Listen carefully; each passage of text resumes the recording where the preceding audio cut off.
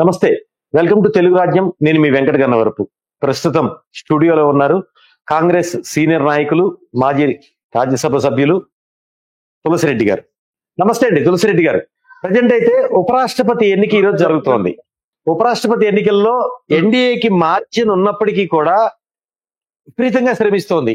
BJP పాలిత రాష్ట్రాలు కాకుండా మిత్రులైనా ప్రత్యర్థి పార్టీలైనా స్వయంగా ప్రధాని మోడీ ఫోన్ చేసి ఓట్లు అభ్యర్థిస్తున్నారు. ఎట్లా చూడొచ్చు ఇంత శ్రమించటానికి, శ్రమ పట్టడానికి కారణం ఏంటి? ఒకటి, సరే చిన్న పామునైనా పెద్ద కర్రతో కొట్టమన్నారు పెద్దలు. కాబట్టి ప్రతిదీ వచ్చేసి అది ఆ పార్టీ కానీ ఈ పార్టీ కానీ prevention is better than cure అని చెప్పేసి జాగ్రత్తలు తీసుకోవడం అది మంచిదే వచ్చేసి. కానీ ఇక్కడ ఇది దీని ఉద్దేశమే వచ్చేసి సీక్రెట్ బ్యాలెట్ అండ్ విప్పు కూడా లేదు ఉంది. కాబట్టి ఇక్కడ పార్టీల స్టాండ్ ఒకటి ఉండొచ్చు, ఎంపీల స్టాండ్ ఒకటిగా ఉండొచ్చు.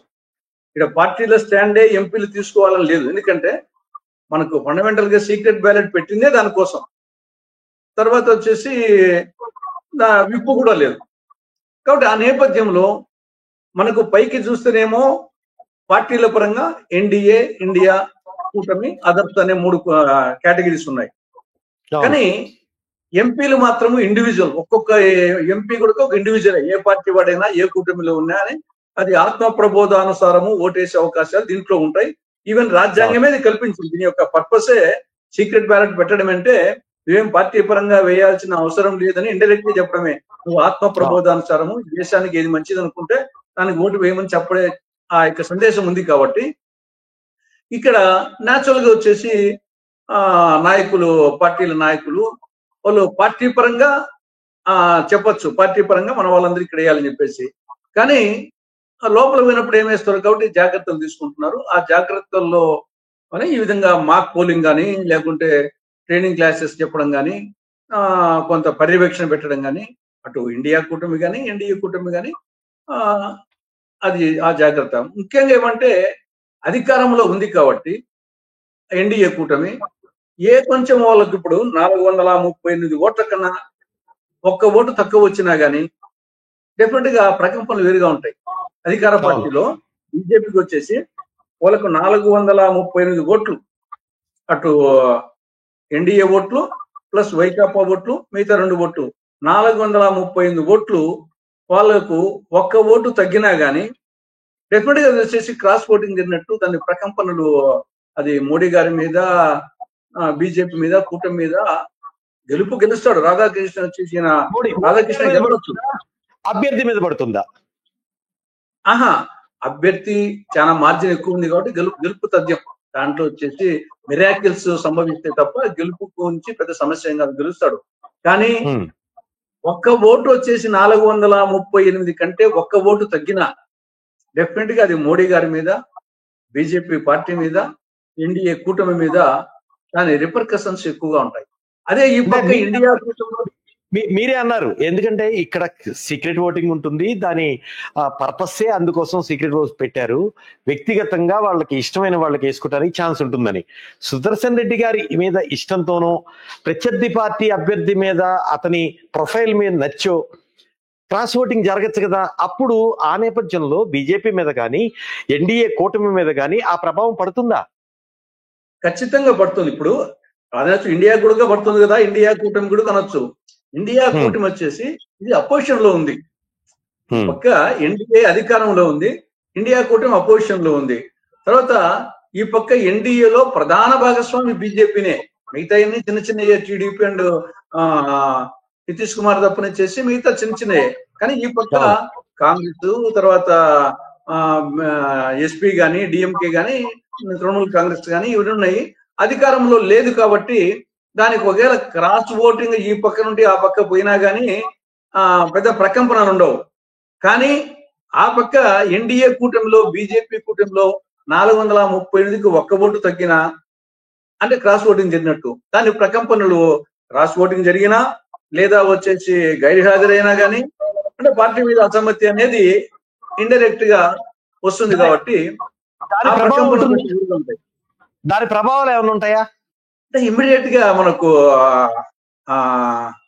లోపల తెలుస్తుంది కదా వచ్చేసి ఏదో ఇప్పుడు నితిన్ గడ్కరీ మన వచ్చేసి ఓపెన్ గానే చెప్పి నితిన్ గడ్కరీ గారి వ్యాఖ్యలు ఇటీవల చూసినప్పుడు నేచురల్ గా ఒక ఏదో అసంతృప్తి చెప్పలేని అసంతృప్తి అనేది ఉంది అని చెప్పేసి మనకు అనిపిస్తుంది. అదే విధంగా నేచురల్ గా ఈనాడు అధికారంలో ఉన్నప్పుడు ఏ పార్టీలో కూడా ఒకవేళ మోడీ వచ్చేసి ఆ స్థాయికి ఎదిగిండొచ్చు, కానీ ఒకప్పుడు వచ్చేసి ఆయనతో సహచరులుగా ఉండే వాళ్ళు వచ్చేసి నేచురల్ గా ఇవన్నీ యుగో క్లాసెస్ ఇవన్నీ ఉంటాయి బీజేపీలో, అన్ని పార్టీల్లో ఉంటాయి. కాబట్టి బీజేపీలో కూడా యుగో క్లాస్ అన్ని ఉంటాయి. కాబట్టి అది దాన్ని బహిర్గతము ఓపెన్ గా కాకుండా సీక్రెట్ గా చేసడానికి అవకాశం ఉన్నప్పుడు చెప్పలేము. అది వచ్చేసి మనసులో అప్పుడు ఆ మొమెంట్ బట్టి డెసిషన్ తీసుకుంటది. కాబట్టి క్రాస్ ఓటింగ్ జరిగినా ఆశ్చర్యపోవాల్సిన అవసరం లే. ఒకవేళ క్రాస్ ఓటింగ్ జరిగి అభ్యర్థి గెలుపు ఓటములు పక్కన పెడితే మాక్సిమం గెలుస్తారు. ఒకవేళ క్రాస్ ఓటింగ్ జరిగితే రాబోయే రాష్ట్రాల ఎన్నికలు ఉన్నాయి. తమిళనాడు కావచ్చు, బీహార్ కావచ్చు, ఐ థింక్ గుజరాత్ కూడా అయి ఉండొచ్చు. ఈ 29 లోపు ఉంటాయి. సో ఈ పరిస్థితుల్లో వాటి మీద ఈ ప్రభావం పడుతుందా? అది ఓవరాల్ గా దేశం మీదనే పడుతుంది. మామూలుగా ఓటర్స్ మీదనే, అటు బీజేపీ క్యాడర్ మీద పడుతుంది, బీజేపీ నాయకుల మీద, మిగతా బీజేపీ మిత్రపక్షాల మీద కూడా పడుతుంది. తర్వాత ఓవరాల్ గా మనము ప్రజల మీదనే వచ్చేసి all that glitters is not gold అంతా బీజేపీలో అంతా బ్రహ్మాండంగా ఉంది మోడీ వచ్చేసి అనేది డెఫినెట్ గా దానికి ఒక వెంటు పడుతుంది వచ్చేసి. అది ఒకసారి ప్రాజెక్టుకు వచ్చేసి వెంటు పడినాక అది ఏ స్థాయికి పోతే చెప్పలేము. వచ్చేసి ప్రాజెక్టుకు చిన్న వెంటే కావచ్చు, ఆ వెంట అనేది రంధ్రం అనేది ఎక్కడికి దారి తీస్తుందో చెప్పలేము. వచ్చేసి అది అసమ్మతికి, కాబట్టి అది అవుతుందని కాదు, కానీ అధికార పార్టీకి ఆ ప్రమాదం ఉంది, ప్రతిపక్ష పార్టీకి ఆ ప్రమాదం లేదు. ఈ పక్క నుండి ఎక్కువ క్రాస్ అయినా కానీ ఆ ప్రమాదం ఉండదు. ఉపరాష్ట్రపతి ఎన్నికల్లో తెలంగాణ కావచ్చు, ఆంధ్రప్రదేశ్ కావచ్చు, ఒరిస్సా కావచ్చు, 3 ప్రాంతాల్లో 3 రాష్ట్రాల్లో 3 పార్టీలు డిఫరెంట్ గా స్టాండ్ తీసుకున్నాయి. తెలంగాణకు సంబంధించి ఓన్లీ రాజ్యసభ సభ్యులు మాత్రమే ఉన్నారు, వాళ్ళు స్తబ్దుగా ఉంటామని ప్రకటించారు. ఇటు ఎన్డీఏ కానీ ఇండియా కూటమి కానీ ఎవరికి మేము ఓటింగ్ లో పాల్గొనము అని. బీజూ జనతా దళకి సాక్షాత్తు ప్రధానమంత్రి ఫోన్ చేశారు, బీజూ జనతా దళ్ నవీన్ పట్నాయక్ కి, ఆయన సానుకూలంగా స్పందించారనే వార్తలు అయితే వచ్చాయి. కానీ జరిగింది మాత్రం వాళ్ళు స్తబ్దుగా ఉంటాము, ఎన్నికల్లో పాల్గొనమని ప్రకటించారు. తర్వాత వీళ్ళిద్దరికీ తోసిరాజని ఆంధ్రప్రదేశ్ లో వైసీపీ, వాళ్ళకి 11 ఉన్నాయి. ఇక్కడ గమ్మత్ ఏంటంటే ఈ 2 రాష్ట్రాల్లో ఒడిశా, తమిళనాడు కలిపి 11 ఉంటే బిజు జనతా దళకి 7, బీఆర్ఎస్ కి 4 ఉంటే 11 స్తబ్దుగా ఉంటే వైసీపీ మాత్రం మేము ఎన్డీఏకి మద్దతు ఇస్తాము అంటే ఇండియా కూటమి అభ్యర్థించినప్పటికీ ఓట్ల కోసం అభ్యర్థిని ప్రశంసించి విష్ చేసి కానీ మేము ఎన్డీఏకే వేస్తామని ఖరాఖండిగా చెప్పడం జరిగింది. ఈ స్తబ్దుగా ఉండటానికి రీజన్ ఎట్లా చూడొచ్చు రాష్ట్రాల వారీగా? ఇప్పుడు ఒకటి బీఆర్ఎస్ వరకు తెలంగాణ తీసుకుంటే నాకు తెలిసి వాళ్ళ స్టాండ్ కరెక్ట్ అనిపిస్తుంది. ఎందుకంటే అక్కడ ప్రధానమైన పోటీ రాష్ట్రంలో బీఆర్ఎస్, కాంగ్రెస్ అండ్ బీజేపీ. కాబట్టి ఇక్కడ వాళ్ళు రేపు ఎలక్షన్స్ లో అసెంబ్లీ ఎలక్షన్స్ ఉప ఎన్నిక రాబోతా ఉంది, రేపు పంచాయతీ ఎన్నిక, కానీ అప్పుడు బీజేపీ క్యాండిడేట్ కు అనుకూలంగా చేశారు అనుకోండి, ఇమీడియట్ గా కాంగ్రెస్ వచ్చేసి టీఆర్ఎస్ బీజేపీ కుమ్మకైపోయినాయి బీఆర్ఎస్ అని చెప్పి దానికి ఆస్కారం ఉంటుంది. అదేవిధంగా కాంగ్రెస్ క్యాండిడేట్ కు ఇండియా కూటమి చేశారనుకోండి, ఇమీడియట్ గా బీజేపీ వచ్చేసి మేము మొదటి నుంచి చెప్తున్నాము టీఆర్ఎస్ కాంగ్రెస్ కుమ్మక్ అని చెప్పేసి వాళ్ళు అంటారు. కాబట్టి అది ఎలక్షన్స్ వ్యూహంతో పోలిస్తే మాత్రము వాళ్ళు తటస్థంగా ఉండడం అనేది అది కరెక్టే. రేపు వచ్చేసి మేము ఏ పక్క మా పక్క అని చెప్పుకున్నానికి సేమ్ బీజేడీ కూడా ఒరిస్సాలో వచ్చేసి ఆడ కూడా బీజేపీ, కాంగ్రెస్ అండ్ బీజేడీ. కాబట్టి న్యాచురల్ గా వచ్చేసి వాళ్ళ స్టాండ్ అక్కడ కూడా కరెక్ట్ అనిపిస్తుంది. ఇక్కడ విచిత్రమైన స్టాండ్ ఆంధ్రప్రదేశ్. ఇక్కడ రోజు వచ్చేసి day in and day out వచ్చేసి ఇక్కడ ఫైట్ జరుగుతానే ఉంటుంది. ఆ పక్క వైకాపాకు, ఈ పక్క టీడీపీకి. ఇక్కడ బీజేపీ అనేది నిమిత్తం మాత్రం. ఇక్కడ మెయిన్ గా వచ్చేసి ఎన్డీఏ కూటమికి సారథ్యం వహించేది ఇక్కడ టీడీపీనే కదా. వచ్చే స్థాయిలో బీజేపీ కావచ్చు, కానీ ఆంధ్రప్రదేశ్ సంబంధించి ప్రాంతీయ పార్టీ వైకాపా, ఇక్కడ ప్రాంతీయ పార్టీ టీడీపీనే ఎన్డీఏ నాయకత్వం వహించేది. కాబట్టి day in and day out వచ్చేసి విమర్శించుకుంటా ఉంటారు. ఇక్కడ పరిస్థితి చూస్తే ఇక్కడేమో ఆంధ్రాలో కుస్తీ, ఢిల్లీలో దోస్తీ అనే విధంగా ఇది ఇండైరెక్ట్ గా ఇప్పుడు బీజేపీ స్పాన్సర్డ్ క్యాండిడేట్ సపోర్ట్ చేసినట్టు కాదు, టీడీపీ స్పాన్సర్ చేసిన క్యాండిడేట్ కు జగన్ సపోర్ట్ చేసినట్టు అనుకోవాల్సి వస్తుంది.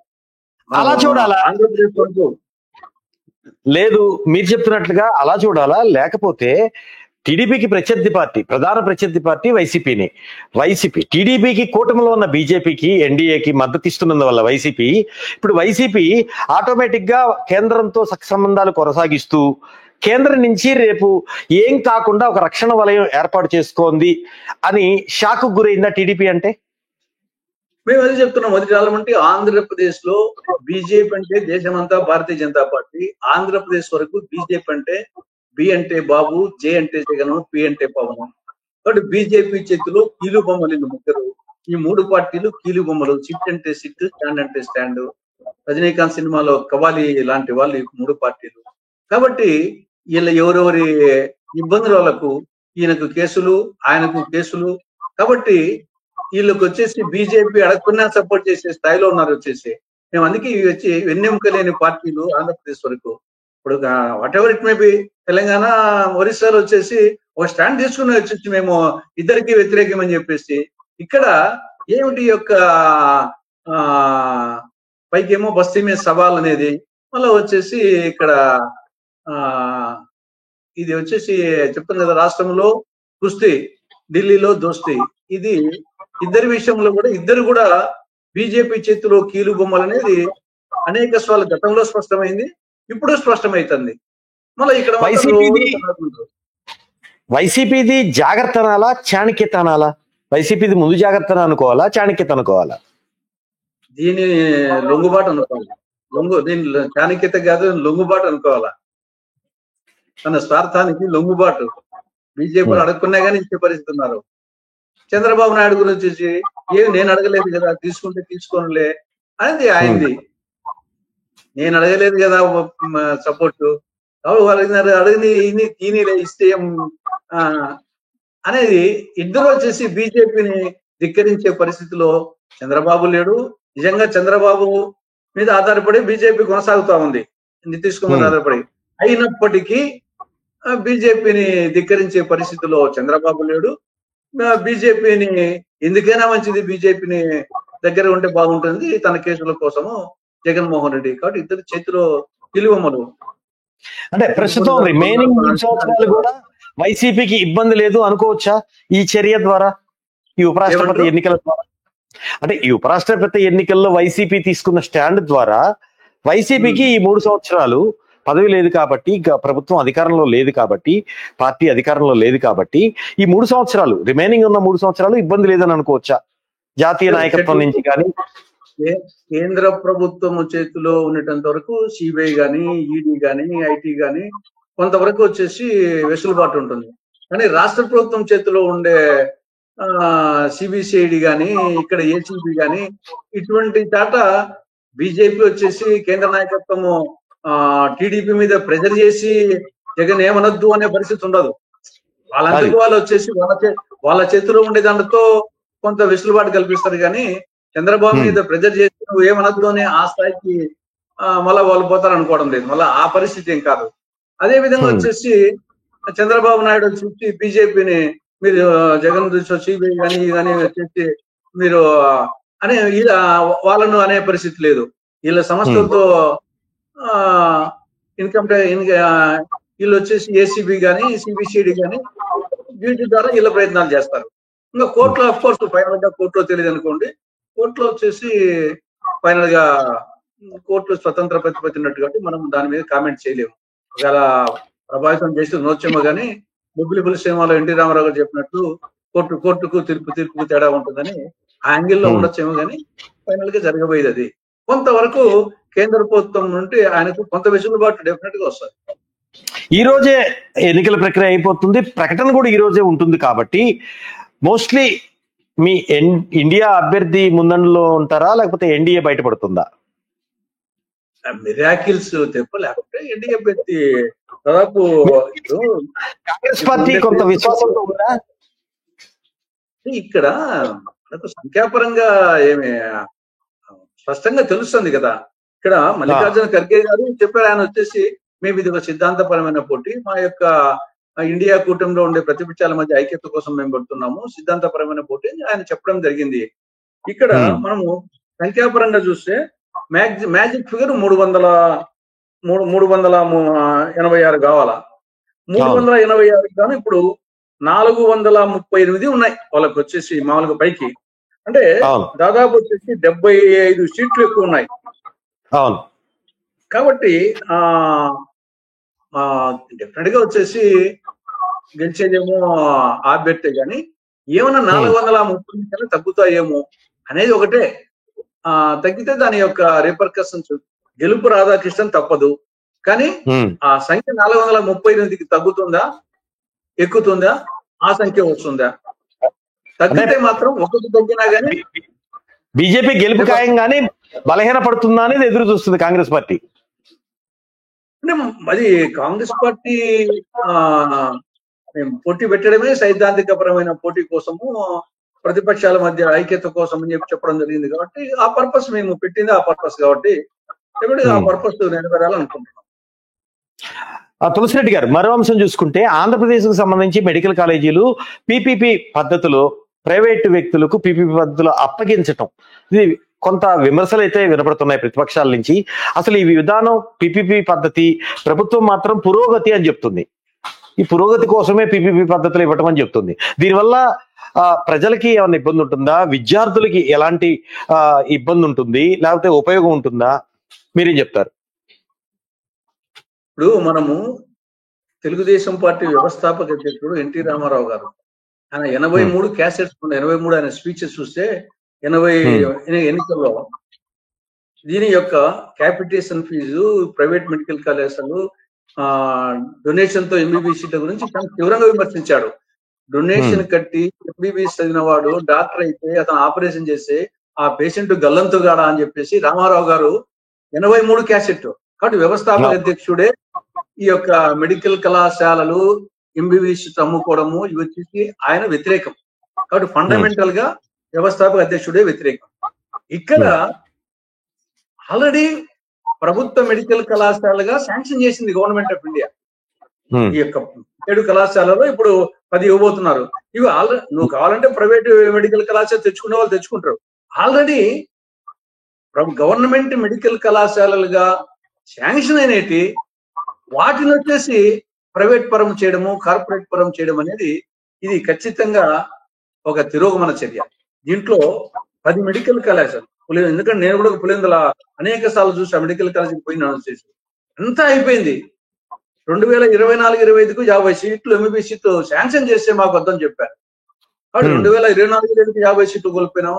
2025-26కు మళ్ళా 150 సీట్లు, మొత్తము ఒక పులిందల మెడికల్ కాలేజీకే 200 ఎంబీబీఎస్ సీట్లు కోల్పో వచ్చింది. ఏ గవర్నమెంట్ అయినా సరే మాకు అడిషనల్ గా అడుగుతుంది తప్ప కేంద్ర ప్రభుత్వం మేము ఇస్తామంటే వద్దన్నటువంటి ఏకైక ప్రభుత్వం ఈ ప్రభుత్వం.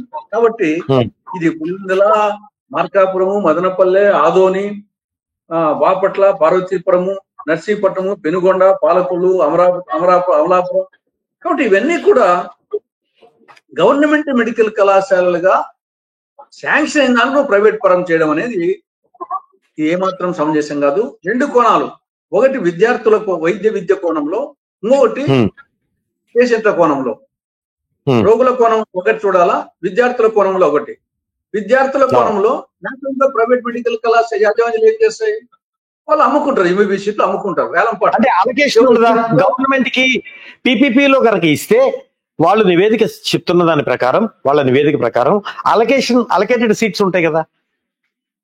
ఎట్లంటారు అంటే అలొకేటెడ్ సీట్స్ అని ఉంటాయి కదా గవర్నమెంట్వి. ఎన్నైనా ఇప్పుడు 150 సీట్లు ఎన్ని ఉంటాయి మీకేం? వాళ్ళకి ప్రైవేట్ మేనేజ్మెంట్ వాళ్ళకి ఏం స్వయం వాళ్ళకి వచ్చేసి అన్ని గవర్నమెంట్ చేతిలో పెట్టుకొని వాళ్ళు తీసుకున్న దానికోసం. కాబట్టి అక్కడ ఏదో కొన్ని ఉండొచ్చు, కానీ మెజారిటీ సీట్లు వచ్చేసి ప్రైవేట్ యాజమాన్యం కిందనే ఉంటాయి. వాళ్ళు సీట్లు అమ్ముకుంటారు, కోట్లు అమ్ముకుంటారు. రేపు ఇంకా పీజీ వచ్చినాక ఇంకా ఎక్కువ అమ్ముకుంటారు. కాబట్టి పేద విద్యార్థులు వైద్య విద్యకు దూరం అవుతారు. అంటే డబ్బు ఉండేవాడు కొనుక్కుంటాడు. అదే గవర్నమెంట్ కాలేజ్ అయితే కదా ప్రతిభ ఉండేవానికి వస్తాయి, రిజర్వేషన్ కోటా ఉండేవానికి రిజర్వేషన్ లో ప్రతిభ ఉండేవానికి వస్తాయి. ఇక్కడ ప్రతిభకు పాడే కట్టడం అవుతుంది. ఈ యొక్క ప్రైవేట్ మేనేజ్మెంట్ క్యాపిటేషన్ అంటే ప్రతిభకు పాడే కట్టడము, పేద విద్యార్థులకు వైద్య విద్య దూరం చేయడము, ఇది ఒక యాంగిల్. ఇక అటాచ్డ్ హాస్పిటల్స్, అక్కడ పేమెంట్. అటాచ్డ్ హాస్పిటల్స్ లో ఉచిత వైద్యం రోగులకు లభించదు. కాబట్టి రోగుల ఆస్పెక్ట్ లో వచ్చేసి వాళ్ళకు ఉచిత వైద్యం లభించదు. విద్యార్థులకు వచ్చేసి ప్రతిభకు పాట కట్టడము, ఉచిత విద్య ప్రతిభావంతులైనటువంటి పేద విద్యార్థులు లభించదు. కాబట్టి ఎన్టీ రామారావు గారి ఆశయంకు భంగం కలిగించినట్లే, పేద వైద్య విద్యార్థులకు అన్యాయం చేసినట్టే, రోగులకు వచ్చేసి ఉచిత వైద్యం అందకుండా అన్యాయం చేసినట్టే. కాబట్టి ఏ ప్రకారంగా చేసినా ఇది సమర్థనీయం కాదు. నువ్వు ప్రైవేట్ కాలేజీలు తెచ్చుకుంటారులే వాళ్ళకు, నువ్వు గవర్నమెంట్ కాలేజీలు నీకెందుకు, నువ్వు మెయింటైన్ చేయలేవా? సంవత్సరానికి ఒకవైపు వచ్చేసి బనకచెర్ల పోలవరము, బనకచెర్ల 82,000 కోట్లతో వచ్చేసి అది అయ్యేది కాదు, పోయేది కాదు. నువ్వు 82,000 కోట్లతో పోలవరం బనకచెర్ల చేస్తానే వానికి ఆఫ్టర్ ఆల్ వచ్చేసి 10 మెడికల్ కళాశాలకు ఆల్మోస్ట్ చివరి దశకు వచ్చినాయి. వచ్చేసి ఒక ఏపీ ప్రభుత్వం చెప్తున్న కారణం ఏంటంటే నిర్మాణ వేగము, నిర్వహణ సామర్థ్యం పెంపు, ఈ కారణాలు చెప్తుంది. గవర్నమెంట్ ఇచ్చేసాయి ప్రైవేట్ కు, ఇంకా బ్రహ్మాండం చెప్తుంది కదా నిర్వహణ. ప్రభుత్వం వచ్చేసి మొత్తం ముఖ్యమంత్రి పేషన్, పవన్ కళ్యాణ్ పేషన్, లోకేష్ పేషన్ ఇచ్చేసేస్తే వీళ్ళకన్నా బ్రహ్మాండం చెప్తారు కదా. ఒక దిక్కు వచ్చేసి విజనరీ లీడర్, లెజెండరీ లీడర్ అనుకుంటా సంవత్సరానికి 3 లక్షల చిల్లర బడ్జెట్ ప్రవేశపెడుతూ మనకు పోలవరం బనకచెర్ల తీసుకొస్తా, వచ్చేసి స్వర్ణాంధ్ర, స్వచ్ఛాంధ్ర, ఆనందాంధ్ర, ఆరోగ్యాంధ్ర అని ఏమేమో పేర్లు చెప్తూ సంపదాంధ్ర అని ఇదే చేసే పని. కాబట్టి ఒక ఆల్మోస్ట్ ఇప్పుడు పులివెందుల మెడికల్ కాలేజ్ అంటే ఆల్మోస్ట్ అయిపోయింది, ఏం లేదు. ఆడ నర్సింగ్ కాలేజ్, నర్సింగ్ కాలేజ్ వచ్చేసి పూర్తిగా బిల్డింగ్ కంప్లీట్ అయిపోయింది, దాంట్లో పెట్టచ్చు ఎంబీబీఎస్ సీట్లు. కాబట్టి ఇది ఒక 500 కోట్లు 600 కోట్లు ఖర్చు పెట్టేదానికి పాల్మాలి. ఇంక నువ్వు నేను వచ్చేసి బనకచెర్ల పోలవరం తీసుకొస్తాను, అవి చేస్తాను, ఇది చేస్తానంటే ఇంకెట్ట నమ్మాలో వచ్చేసి. కాబట్టి ఇది ఏమాత్రము ఇది తిరోగమన చర్య. మరో అంశానికి వచ్చేస్తే తులసిరెడ్డి గారు, మీ ఏపీసీసీ అధ్యక్షురాలు వైఎస్ షర్మిల కుమారుడు రాజారెడ్డి రాజకీయ అరంగేట్రం అనే దాని మీద మీడియా అడిగిన ప్రశ్నకు షర్మిల స్పందించారు.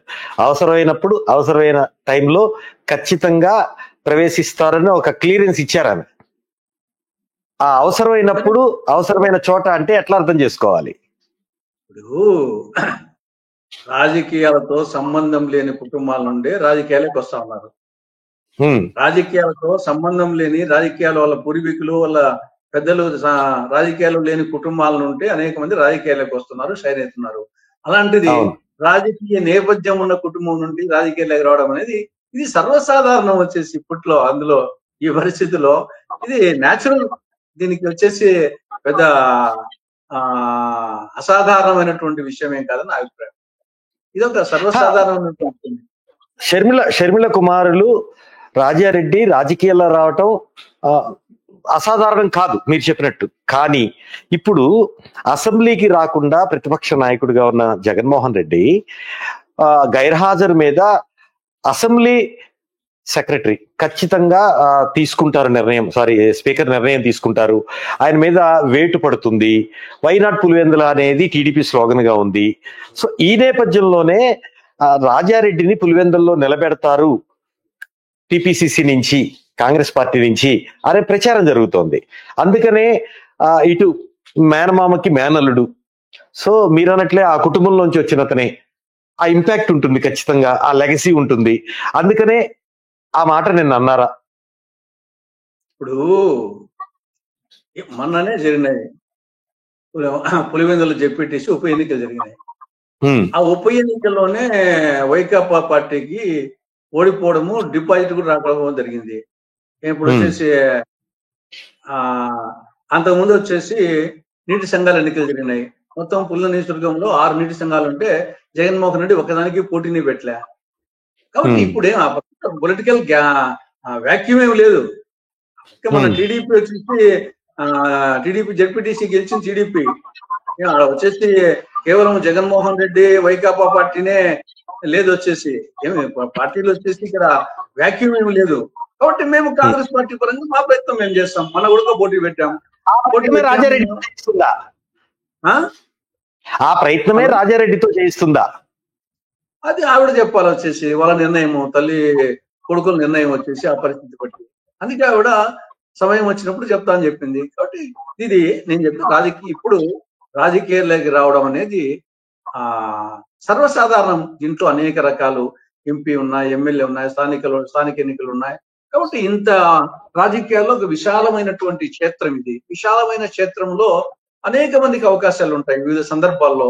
కాబట్టి డెఫినెట్ గా రాజకీయాల్లో సంబంధం లేని కుటుంబాలు వచ్చేటప్పుడు, రాజకీయ నేపథ్యం అనే కుటుంబాలు అలాంటి కుటుంబం నుండి రావడం అనేది ఏముంది, అది సర్వసాధారణం. నాకు వచ్చేసి అది పెద్ద చర్చనీయాంశమే కాదని నా అభిప్రాయం. ఓకే, మరో అంశానికి వస్తే ఈరోజు సెప్టెంబర్ 9వ తారీఖు, కరెక్ట్ గా 2 సంవత్సరాల క్రితం ఇదే రోజు ఒక చారిత్రాత్మకమైన నిర్ణయం రాష్ట్ర రాజకీయ చరిత్రను, రాజకీయ ముఖ చిత్రాన్ని మార్చివేసింది. చంద్రబాబు నాయుడు అరెస్ట్ సరిగ్గా 2 సంవత్సరాల క్రితం. ఓవరాల్ గా ఆ రోజు అరెస్ట్కు ముందు, అరెస్ట్ తర్వాత అనే రాజకీయం చూస్తే నక్కకి నాగలో కనకనంత తేడా ఉంది. ఎలా చూడొచ్చు? ఆ రోజు జరిగిన దాని మీద, ఈ 2 సంవత్సరాల మీద రాజకీయం మారుతూ వచ్చి ప్రభుత్వాలు మారిపోయినాయి, కూటములు మారిపోయాయి, కూటములుగా ఏర్పడ్డాయి. మీరేం చెప్తారు? అంటే ఒకటి, అదొక స్పెసిఫిక్ ఈవెంటే, ఒక చెప్పుకోదగ్గ ఈవెంటే. కానీ అది ఒకటే కాదు, అనేక పరిణామాలు వచ్చేసి అది ఒక మేజర్ ఈవెంట్ కాదని చెప్పడం లేదు. కానీ మిగతా అనేక కారణాలు కూడా, ఓ దిక్కు వైకాపా వైఫల్యాలు, అదే సమయంలో వచ్చేసి కూటమిగా ఏర్పాటు కావడము, ఆ తర్వాత సూపర్ 6 హామీలు ఇవ్వడము, దీనికి తోడు నువ్వా నేనా అన్నప్పుడు ఆ రెండింటి మధ్యనే వచ్చేసి ప్రజా తీర్పు అనేది ఆ 2 పార్టీల మధ్యనే అనేది వచ్చింది. కాబట్టి ఆ నేపథ్యంలో అది కానప్పుడు ఇది అనే యాంగిల్లో, అంతకుముందు కూడా టీడీపీకి 23 కదా వచ్చింది. 2019లో వీళ్ళకు 11 వచ్చా అనుకోండి, దానికంటే కొంచెం ఎక్కువ. అదేం పెద్ద ఫిగర్ ఏం కాదు కదా. అంతకుముందు చంద్రబాబు నాయుడు ముఖ్యమంత్రిగా ఉన్నాడే కదా. 2014 నుంచి 19 వరకు ముఖ్యమంత్రిగా ఉండేవాడే. 2019లో టీడీపీకి ఘనమైన సీట్ ఏం రాలేదు, 23 సీట్లు వచ్చింది. ఆ రోజు టీడీపీకి ఆ రోజు షాకింగ్ సీట్లే కదా 23. కాబట్టి ఆ రోజు మార్పు కోరుకున్నారు ప్రజలు, ఇట్లా కోరుకున్నారు. ఈసారి మార్పు కోరుకున్నారు, అట్లా ఇచ్చారు. అదే మేము ఆ స్థాయికి ఎదిగింటే మాకు ఇచ్చిండే వాళ్ళు, మేము ఆ స్థాయికి ఎదగలేకపోయాం. యూజువల్ గా ఓటర్ మధ్య ఎట్లుంటుందంటే ఇదే అదే అనే ఆ స్థాయికి రావాలి. మేము వచ్చేసి ఫస్ట్ ప్లేస్ కో సెకండ్ ప్లేస్ కి వస్తే మమ్మల్ని సెకండ్ ప్లేస్ ఫస్ట్ ప్లేస్ తెస్తారు. మేము సెకండ్ ప్లేస్ కూడా రాకుండా ఉన్నప్పుడు మా ఓటు మురిగిపోతుంది కదా, ఎందుకనే యాంగిల్ ఆలోచిస్తారు. కాబట్టి ఆ 2 పార్టీల కన్నా కాంగ్రెస్ మేలు అని ఉన్నప్పటికీ, కానీ కాంగ్రెస్ మేము ఆ స్థాయికి అందుకోలేకపోయినాం కాబట్టి అది వాళ్ళ ఇద్దరి మధ్యన జరిగింది. ఆ ఇద్దరి మధ్యలో మార్పు కోరుకున్నారు. జగన్మోహన్ రెడ్డి అనేక వైఫల్యాలు వచ్చేసి ఈ యొక్క కచ్చ రాజకీయాలు అనేది బాగా ప్రధానంగా వచ్చేసి అది ప్రజలు దాన్ని జీర్ణించుకోలేకపోయారు. కచ్చ రాజకీయాలు ప్రజలు కోరుకోవడం లేదు. తర్వాత అవినీతి అంటే గతంలో కూడా అవినీతి ఉన్నది. మీ పార్టీ గురించి చెప్పారు కాబట్టి మీరు అన్నట్టు ప్రస్తుతానికి వెంటిలేషన్ మీద ఉంది ఆంధ్రప్రదేశ్ లో కాంగ్రెస్ పార్టీ. వెంటిలేషన్ నుంచి ఐసీయూలోకి కానీ జనరల్ వార్డులోకి కానీ వచ్చే పరిస్థితి ఉంటుందా రాబోయే ఎన్నికల్లో? రాజకీయాల్లో మ్యూటేషన్స్ జరుగుతూ ఉంటాయి. ఇప్పుడు చిన్న ఎగ్జాంపుల్ మీకు, ఢిల్లీలో బీజేపీ 27 సంవత్సరాల తర్వాత అధికారంలోకి వచ్చింది. ఢిల్లీలో బీజేపీ మామూలుగా వాజ్పేయి గారు ప్రధానమంత్రిగా ఉన్నారు, మోడీ గారు ప్రధానమంత్రిగా ఉన్నారు, అంతకుముందు సుష్మా స్వరాజ్ ముఖ్యమంత్రిగా ఉన్నది. అటువంటి చోట ప్రధానమంత్రులు ఉండే ఢిల్లీలోనే 27 సంవత్సరాల పాటు బీజేపీ రాలేదు, కానీ నిన్న వచ్చింది కదా. కాబట్టి రాజకీయాల్లో మ్యూటేషన్స్ అంతా ఒకసారి వచ్చేసి అది గ్రాజువల్ గా రాజకీయాలు కొన్ని ఉండొచ్చు, ఒకేసారి జంప్ కుప్పించి ఎగసిన కుండలమ్ముల కంటే జగన్న భాగం వెళ్ళ గప్పిపోనని చెప్పేసి మహాభారతంలో భీష్మాచార్యుడు చెప్పినట్టు ఒకసారి వచ్చేసి కాంగ్రెస్ కి వచ్చేసి ఆ యొక్క అవకాశం ఇప్పుడు ఉంటుంది. కాంగ్రెస్ వచ్చేసి దానికి మిగతా పార్టీలకేమో కానీ అది ఏ ముహూర్తాన కాంగ్రెస్ పార్టీ స్థాపించబడిందో, లేకుంటే ఏమి ఆషామాషి వ్యవహారమా. ఇన్నాళ్ళు వచ్చేసి 140 సంవత్సరాలలో దాదాపు 78 సంవత్సరాలలో సింహభాగం పరిపాలించడం, సర్పంచ్ మొదలుకొని ప్రెసిడెంట్ స్థాయి వరకు అంత ఈజీ కాదు వచ్చేసి. కాబట్టి డెఫినెట్ గా వచ్చేసి కాంగ్రెస్ కు అడ్వాంటేజ్ ఉంటుంది. తెలంగాణలో బ్రింగ్ బ్యాక్ అయింది, ఆంధ్రప్రదేశ్ లో అవ్వట్లేదు. అంటే అక్కడికి ఇక్కడికి కొంచెం తేడా ఉంది. తెలంగాణకు వచ్చేసి కాంగ్రెస్ తెలంగాణ ఇచ్చిన పార్టీ అనేది రాష్ట్ర విభజన సందర్భంగా తెలంగాణ వాళ్ళ ప్రజలు ఏం కోరుకున్నారు? తెలంగాణ ఇచ్చింది అనుకున్నా, వాళ్ళు అది కోరుకున్నారు తెలంగాణ కావాలని. ఇక్కడ ఆల్మోస్ట్ అన్ని పార్టీలో ఆంధ్రప్రదేశ్ ప్రజలు విభజన వద్దు అనుకున్నారు. కాబట్టి అక్కడికి ఇక్కడ డిఫరెన్స్, అక్కడ విభజన కావాలనుకునే వాళ్ళకు కాంగ్రెస్ వచ్చేసి ఇచ్చింది, ఇక్కడ విభజన వద్దన్న వాళ్ళకు ఆ తేడా అక్కడికి ఇక్కడికి ఆ తేడా ఉంటుంది. అయినా ఎల్లకాలం అది ఉండదు. ఎందుకంటే ఈవెన్ విభజనకు ఆ విధంగా అనుకుంటే జగన్ పార్టీ, టీడీపీ అందరు లేఖలు ఇచ్చిన వాళ్ళే, ఒక సిపిఎం తప్ప అందరు ఇచ్చిన వాళ్ళే అని అక్కడికి ఇక్కడికి కొంచెం ఆ డిఫరెన్స్ ఉంటుంది. తర్వాత వచ్చేసి కొంత గతంలో కూడా 1994 నుంచి 2004 వరకు 10 ఏళ్ళ అధికారం లేదు, మళ్ళీ 10 ఏళ్ళ అధికారంలో ఉంటుంది. ఈసారి 10 ఏళ్ళ రోజులు 15 ఏళ్ళు అనుకోవచ్చు. 10 ఏళ్ళ అధికారంలో లేదు, 10 ఏళ్ళ అధికారంలో ఉన్నది, మళ్ళా పోయింది. ఈసారి 10 ఏళ్ళకి రాలేదు, 15 ఏళ్ళకి రావచ్చు. కాబట్టి నాకు తెలిసి కాంగ్రెస్ పార్టీకి మళ్ళా భవిష్యత్తు ఉంటుంది. ఆశాభావం వ్యక్తం చేస్తున్నారు. అది నాకు తెలిసి ఆశాభావమే కాదు, అది నిజం అనిపిస్తుంది. ఎందుకంటే నేచురల్ గా చూశారు, టీడీపీ పాలన చూశారు, వైకాపా పాలన చూశారు. మళ్ళా కడప జిల్లాలో సామెత ఉంది, ముసిలోడైనా బసిరెడ్డి మేలని, ముసిలోడైనా బసిరెడ్డి మేలని. అది ఏమైనా కాంగ్రెస్ మేలరా, తింటే గారెలే తినాలి, వింటే భారతం వినాలి, పరిపాలించాలంటే కాంగ్రెస్ వాళ్ళే పరిపాలించాలి. వీళ్ళు ఊరికి వచ్చేసి సౌతుల పోరు అయిపోయింది. టీడీపీ 10 స్థానం ఉంటే టీడీపీ వైకాపా ఇంట్లో సౌతులు కొట్టాడుకున్నట్టు అయిపోయింది. వీళ్ళతో ఇలా ఏగలాగా వస్తున్నాం వచ్చేసి, మళ్ళీ కాంగ్రెస్ వచ్చే మేలు అని చెప్పేసి రచ్చబండ అక్కడ ప్రజలు అనుకుంటున్నారు. మేమేం ఆ స్థాయికి ఎదగలేకపోతున్నాం. అంటే ప్రజల్లో వచ్చేసి ఆ మార్పు మీరు సందర్భం ఆ స్థాయికి ఎదగలేకపోతున్నాను మీరు అన్నారు కాబట్టి అడుగుతున్నాను. ప్రజల అంచనాలను అందుకోవటంలో కాంగ్రెస్, ముఖ్యంగా ఆంధ్రప్రదేశ్ కాంగ్రెస్ కమిటీ, ఆంధ్రప్రదేశ్ కాంగ్రెస్ పార్టీ వైఫల్యం చెందిందా అంటే ఇక్కడ అనేక కారణాలు ఉంటాయి. మహామంత్రి తిమ్మరసు సూత్రము, తిమ్మర సూత్రం ఏమి, గీత ఉంటుంది బోర్డు మీద, దాన్ని తుడపకుండా పెద్ద చేయాలంటే పక్కన చిన్న గీత గీయాలి, దాన్ని తుడపకుండా చిన్న చేయాలంటే పక్కన పెద్ద గీత గీయాలి. ఇక్కడ మా కృషి కంటే కూడా మిగతా వచ్చేసి ఆ పక్క టీడీపీకి వైకాపా ఉన్నటువంటి వాళ్ళకు ఆర్థిక బలము, అంగబలము, మీడియా బలము. ఇప్పుడు నేను ప్రతిరోజు కేంద్ర రాష్ట్ర ప్రభుత్వాల వైఫల్యాల మీద నేను గాని శర్మిల గాని రోజు పెడుతుంటాం. కానీ నాదేమో జిల్లా ఎడిషన్ లో సాక్షి వాళ్ళు అసలు లేరు, ఈనాడు జ్యోతి వాళ్ళు జిల్లా ఎడిషన్ లో కొంచెం వేస్తారు, స్టేట్ ఎడిషన్ లేరు. నేను వల్ల పిసిసి చీఫ్ స్పోక్స్ పర్సన్, మాజీ రాజ్యసభ, మాజీ జడ్పీ చైర్మన్, మాజీ 20 పాయింట్ ప్రోగ్రామ్, ఇన్ని ఉండి కూడా నేను వచ్చేసి రేపు వచ్చేసి సూపర్ 6 మీద, సూపర్ 8 మీద నేను విమర్శిస్తే గన నాది జిల్లా ఎడిషన్ లో చిన్నది వస్తుంది, అది ఈనాడు జ్యోతిలో. కొంతవరకు మిగతా పేపర్లో జిల్లా ఎడిషన్ అంతా వస్తుంది, సాక్షి కూడా అసలు లేదు. అదే సాక్షి వచ్చేసి ఈ రోజు వచ్చేసి రైతు పోరు జరుగుతుంది. మొత్తం ఎక్కడ చూసినా వేంపల్లో ఉండే చిన్న లీడర్స్ యొక్క ఫోటోలు, పేర్లు, వాళ్ళ యొక్క క్యాప్షన్స్ వస్తాయి. మాకు ఆ యొక్క మీడియా లేకపోవడమే మాకు ఈరోజు ప్రధానమైనటువంటి ప్రతిబంధకం. వచ్చేసి మేము కాకపోవడం కాదు, మా యొక్క శక్తి వంచన లేకుండా వాళ్ళకంటే మేము అటాక్ ఎక్కువ చేస్తున్నాము కేంద్ర రాష్ట్ర ప్రభుత్వ వైఫల్యాల మీద. అప్పుడు జగన్ మీద అటాక్ చేసేవాళ్ళము, జగన్ మీద అంటే వాళ్ళ వైకాపా ప్రభుత్వ వైఫల్యాల మీద. ఇప్పుడు చంద్రబాబు ప్రభుత్వ వైఫల్యాల మీద ఇప్పుడు చేస్తున్నారు. జగన్ వచ్చేసి మేము మొదలు పెట్టాలంటూ చేస్తాము వచ్చేసి. కాబట్టి ఇక్కడ మా కృషిలో లోపం లేదు, కానీ వాళ్ళతో పోలిస్తే మాకు ఆర్థిక బలము, అంగబలము, మీడియా బలము ఆ స్థాయిలో లేకపోవడం మాత్రం మేము ఒప్పుకోక తప్పదు. రెండవది, ఇందాక నేను అడిగిన ప్రశ్నలో 2 సంవత్సరాల క్రితం జరిగిన ఆ ఈవెంట్ తో రాష్ట్ర ముఖ చిత్రం మారిపోయింది, రాజకీయ ముఖ చిత్రము. దీంతో పాటు ప్రజలు ఏదైతే ఏ ఫ్యాక్టర్ వల్ల కూటమికి 164 వచ్చినప్పటికీ, కారణం ఏదైనా అయినప్పటికీ పబ్లిక్ యాక్సెప్ట్ చేస్తేనే 164 వచ్చాయి.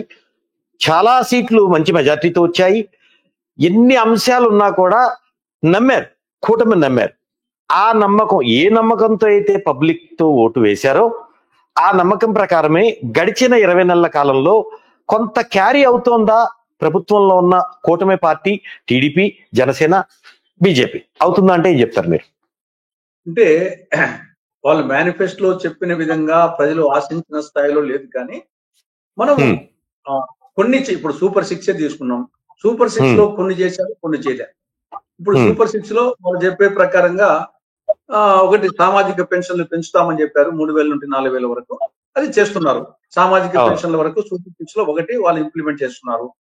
రెండవది వచ్చేసి మెయిన్ గా మన వచ్చేసి అన్నదాత సుఖీభవ 1 year ఎగ్గొట్టారు 2024-25 సరే ఈ సంవత్సరం వచ్చేసి మన ఏదో ఒక ఇన్స్టాల్మెంట్ వేశారు. అదే విధంగా వచ్చేసి తల్లికి వందనం ఒక సంవత్సరం ఎగ్గొట్టారు, మొన్న ఏదో కొంత వేశారు. తర్వాత ఇప్పుడు స్త్రీ శక్తి కింద బస్సులు ఒక సంవత్సరం కింద ఇంప్లిమెంట్ చేస్తున్నారు. అవి సూపర్ 6 లో ఒక నాణ్యానికి ఒకవైపు. కానీ నాణ్యానికి మరొక వైపు ఇంతవరకు నిరుద్యోగ యువత మీరు ఇంతవరకు దాన్ని ఇంప్లిమెంట్ చేయలేదు. నెలకు 3,000 చొప్పున దాని ఒక 14-15 నెలలు అయిపోయింది, ఇప్పటికి కూడా దాని గురించి మాట్లాడడం లేదు. రెండవది వచ్చేసి ఇది ఆడబిడ్డనిది 19-59 సంవత్సరాల మధ్య వయసు ఉండే ప్రతి ఆడబిడ్డకు నెలకు 1,500 అని చెప్పారు. ఇంతవరకు 15 రూపాయలు లేదు, 15 నెలలు దాటిపోయింది కాబట్టి అది ఇంప్లిమెంట్ చేయలేదు. తర్వాత వచ్చేసి ఎస్సీ ఎస్టీ బీసీ ముస్లిం మైనార్టీలకు 50 ఏళ్ళకే పెన్షన్ చెప్పారు, దాన్ని కూడా బూస్ట్ చేయలేదు. మిగతా ఈవెన్ అన్నదాత సుఖీభవలో చెప్పే కదా ఒక సంవత్సరం ఎగ్గొట్టేశారు, అదే విధంగా తల్లికి వందనం ఒక సంవత్సరం ఎగ్గొట్టేశారు, దాంట్లో కొన్ని కోతలు చేశారు. కాబట్టి రెండే ఉన్నాయి. మనము 100% ఇంప్లిమెంట్ చేశారని చెప్పలేము, 100% ఇంప్లిమెంట్ చేయలేదని చెప్పాము. కొన్ని చేశారు, కొన్ని చేయలేదు. కొన్ని ఇప్పుడు కొన్ని వచ్చేసి చేయనేటి కూడా మనం చెప్తా అంటే ఇప్పుడు మద్యం ఉంది, మీరు మద్య విషయంలో మద్యం ఏరులై పడతా ఉంది. గతంలో చెప్పిన దానికి ఇప్పటికి బెల్ట్ షాపులు వచ్చేసి అవి మండలానికి 4 మద్యం షాపులు 40 బెల్ట్ షాపుల కింద మద్యం ఏరులై పారుతుంది. జూదము 3 కలావర్లు 3 జోకర్లు 4 కలావర్లుగా జూదం సాగుతా ఉంది. తర్వాత ఎంజాయి డ్రగ్స్ విపరీతం అయిపోయినాయి. కాబట్టి తర్వాత అప్పులు విపరీతంగా అయిపోయినాయి. గతంలో అప్పులు ఆల్ టైమ్ రికార్డు, ఎప్పుడు చేయనంత అప్పులు చేసి 15 నెలలు చేశారు. తర్వాత ఈ యొక్క బాధుడు కార్యక్రమం వీరబాధుడే, ఒక కరెంటు ఛార్జీలే 15,480 కోట్ల రూపాయలు కరెంటు ఛార్జీలు బాధేశారు ఒక ఐటమ్ మీదనే.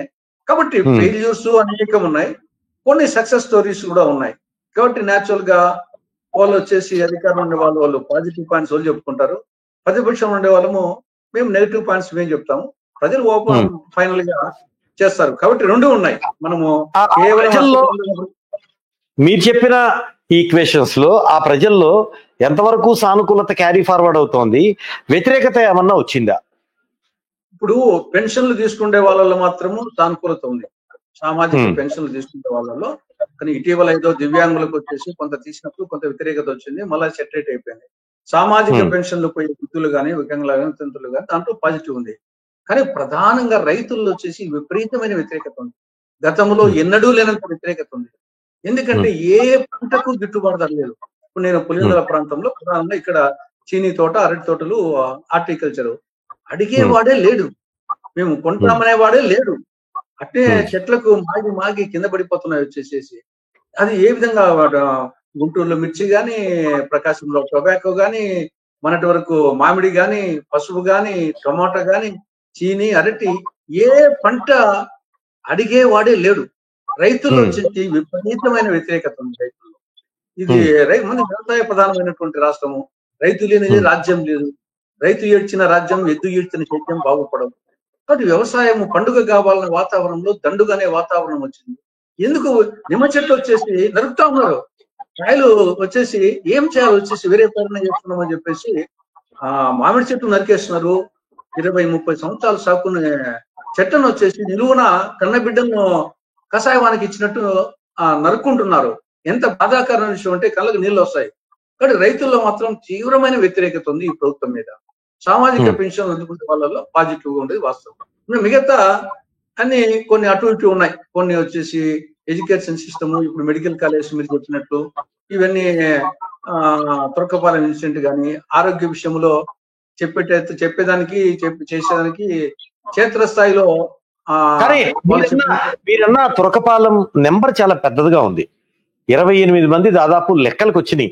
లెక్కలకు రానివన్నీ దీని మీద కొన్ని మీడియా పత్రికలు కొన్ని మీడియా ఛానల్స్ వాళ్ళు బ్యాక్టీరియాతో చనిపోతే కాదు ఎయిడ్స్తోనో లేకపోతే వృద్ధాప్యంతోనో షుగర్ వ్యాధి పెరిగో డయాబెటిక్ వల్ల చనిపోయారనో రాయటం, ఈ చనిపోయిన బాధిత కుటుంబాల వాళ్ళు స్పందించటం, ఆ పేపర్ని దహనం చేయటం, నిరసన అయితే చేశారు.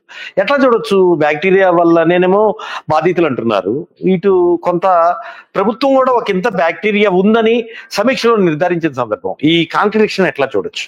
ఇప్పుడు సరే కొన్ని వేరే కారణాలతో కూడా ఉండొచ్చు. కానీ ఓవరాల్ గా పారిశుద్ధ్యము not only Turakapalem, entire state పండుకునేది.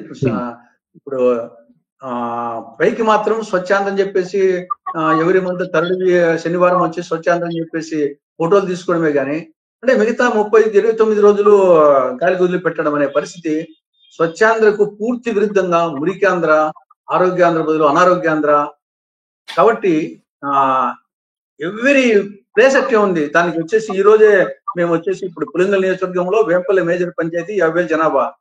ఇక్కడ 6 నెలల నుండి పారిశుద్ధ్య సిబ్బందికి జీతాలు లేవు. 6 నెలలు అయింది.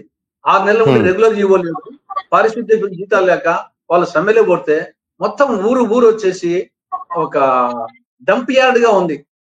ఆల్రెడీ హాస్పిటల్ వచ్చేసి పేషెంట్లతో వైరల్ ఫీవర్స్, రకరకాల ఫీవర్స్ తో పేషెంట్లకు ఆ హాస్పిటల్లో స్థలాలు లేకున్నాయి. ఇప్పటికే ఇది ఇట్టే కంటిన్యూ అయితే ఏడికి పోతుందో. ఈ రోజు డిపిఓ గారు వచ్చారు, మేము స్ట్రైక్ చేశాము. డిపిఓ గారు కలెక్టర్ గారు వచ్చి పంపించి సంథింగ్ జరుగుతా ఉంది. ఇది రాష్ట్ర వ్యాప్తంగా ఇదే పరిస్థితి. ప్రతి పంచాయతీ సంపద కేంద్రాలు నిర్మించారు. అవి ఏ సంపద కేంద్రం యూసేజ్ లో లేదు, అన్ని దరిద్ర కేంద్రాలుగా దర్శనమిస్తున్నాయి. కాబట్టి రాష్ట్రంలో పారిశుద్ధ్యం అనేది పడకేసింది రాష్ట్ర వ్యాప్తంగా, అక్కడెక్కడ కాదు. పైకి చెప్పేదానికి వేరు.